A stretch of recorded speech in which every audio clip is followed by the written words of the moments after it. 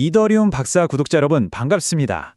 자, 2025년 아마 이더리움 역사상 가장 중요한 한 해가 될지도 모르겠습니다. 이게 단순히 투기 자산이다 이런 차원을 넘어서요. 세계 금융의 판도를 바꿀 핵심 인프라로 거듭나는 바로 그 변곡점에 와 있거든요. 지금부터 기관 자본이 어떻게 들어오고 있는지, 또 그걸 뒷받침하는 핵심 기술 로드맵은 뭔지, 그리고 이게 만들어갈 자산 토큰화의 미래까지 이 거대한 변화의 동력들을 하나씩 아주 알기 쉽게 파헤쳐 보겠습니다. 2025년 암호화폐 시장의 가장 큰 화두를 딱 하나만 꼽으라면 저는 단연 주인의 교체라고 말하고 싶습니다. 그동안 우리 같은 개인 투자자들이 이끌어온 시장이었잖아요. 근데 이제는 막대한 자본을 쥔 기관 투자자 중심으로 판이 완전히 재편되고 있습니다. 그리고 이 거대한 지각 변동의 한가운데 바로 이더리움이 서 있는 거죠. 자, 그럼 이 새로운 주인 도대체 누구일까요? 네, 바로 월스트리트의 거물들입니다. 이더리움의 다음 챕터를 열 가장 강력한 촉매제라고 할 수 있죠. 바로 이 기관 자본의 유입을 본격적으로 한번 들여다보겠습니다. 월스트리트의 움직임, 이게 더 이상 그냥 관심 있다 수준이 아닙니다. JP모건은 아예 수조 달러를 디파이로 가져오겠다 선언을 해버렸고요. 세계 최대 자산 운용사 블랙록은 말로만 한 게 아니라 이미 이더리움 기반 토큰화 펀드를 출시했어요.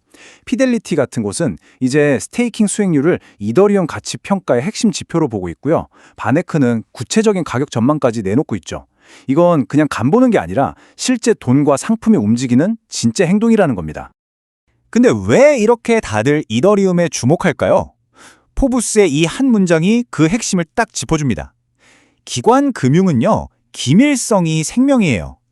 이더리움은 바로 이 영지식 증명 같은 최신 기술로 어떤 은행 같은 중개인 없이 순수하게 암호학만으로 프라이버시를 지켜주려고 하거든요. 바로 이 기술적 진화가 까다로운 기관들을 끌어들이는 가장 강력한 자석인 셈이죠. 자, 그런데 여기서 아주 중요한 질문이 하나 생깁니다. 이렇게 월스트리트의 거대한 자금이 쓰나미처럼 밀려올 때 과연 지금의 이더리움 네트워크가 그 엄청난 거래량을 다 감당할 수 있을까요?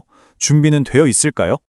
바로 그 질문에 대한 대답이 이더리움의 심장, 바로 기술 로드맵 안에 담겨 있습니다. 이 거대한 자본의 물결을 받아내기 위해서 어떤 준비를 하고 있는지 그 핵심 계획을 한번 들여다보시죠. 이 타임라인이 바로 이더리움의 미래 청사진입니다. 첫 단추는 이미 잘 꿰어졌어요. 프로토댕크 샤딩으로 레이어2 수수료를 확 낮췄죠. 그리고 2025년에는 팩트라 업그레이드를 통해서 지갑 사용은 훨씬 편하게, 스테이킹은 더 효율적으로 바꿀 겁니다. 그리고 대망의 마지막 단계, 후카카 업그레이드. 여기서 피어DS라는 기술이 도입되는데 이게 바로 네트워크의 데이터 처리량을 그야말로 폭발적으로 늘려서 이더리움을 완전히 새로운 차원으로 올려놓을 결정적인 한 수가 될 겁니다.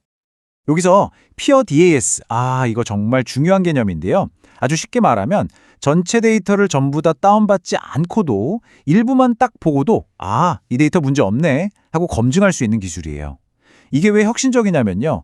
노드 운영에 필요한 컴퓨터 사양을 확 낮춰주니까 탈중앙성은 지킬 수 있죠. 그러면서 동시에 레이어2의 확장성은 어마어마하게 키워주거든요. 말 그대로 두 마리 토끼를 다 잡는 기술인 겁니다. 자, 좋습니다. 이렇게 기술적인 기반이 튼튼해지고 네트워크 사용량이 막 늘어나면 그 가치는 결국 어떻게 이더리움, 즉 ETH 보유자에게 돌아갈까요? 이제 이더리움의 경제 모델, 바로 토크노믹스를 살펴볼 시간입니다. 59억 달러. 와, 우리 돈으로 8조 원이 넘는 돈입니다.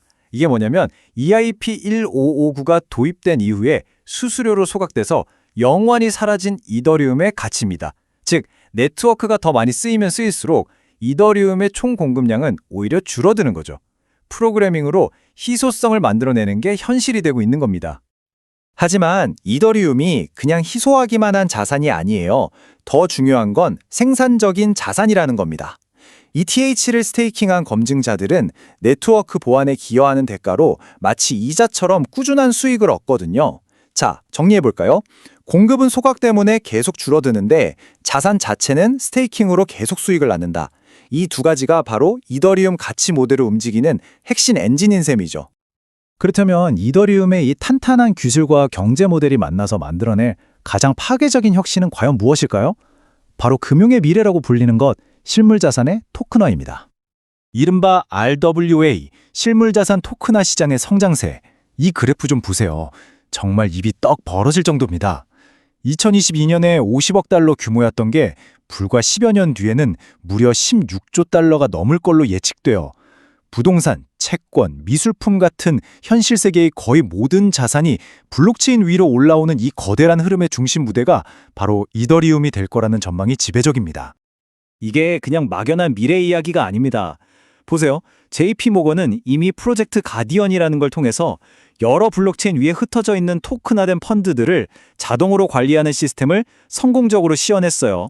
추상적인 개념이 월스트리트의 심장부에서 실제 작동하는 코드로 구현되고 있는 겁니다. 물론 이렇게 장밋빛 미래만 펼쳐져 있는 건 아니겠죠. 이더리움이 진정한 글로벌 결제 레이어가 되기까지는 아직 넘어야 할 산들이 분명히 남아 있습니다.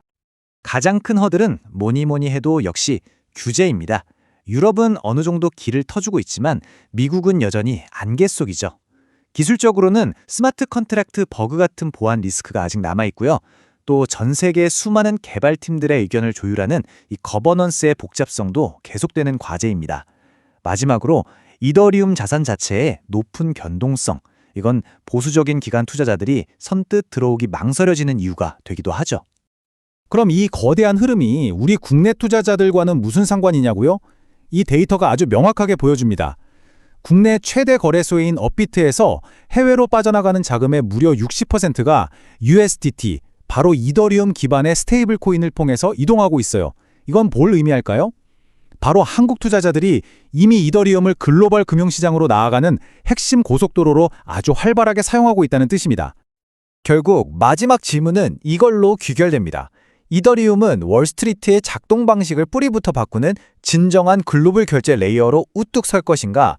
아니면 우리가 방금 살펴본 규제와 기술이라는 현실의 벽에 부딪혀 주춤하게 될 것인가?